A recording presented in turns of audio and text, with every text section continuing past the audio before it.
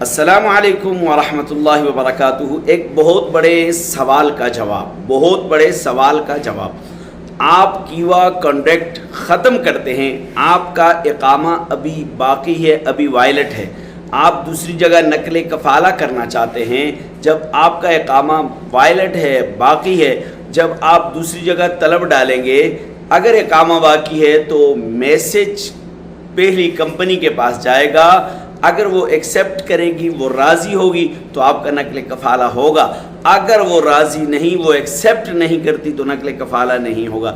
لیکن آپ نے کیوا کانٹریکٹ ختم کر دیا اور آپ کا اقامہ بھی ختم ہے، اب جب دوسری کمپنی طلب ڈالے گی تو آپ کے پاس ریکویسٹ آئے گی، آپ ایکسیپٹ کر کے نقل کفالہ کر سکتے ہیں۔ بہت اہم سوال تھا، آپ تک پہنچا دیا، دوسروں تک پہنچائیے۔ السلام علیکم۔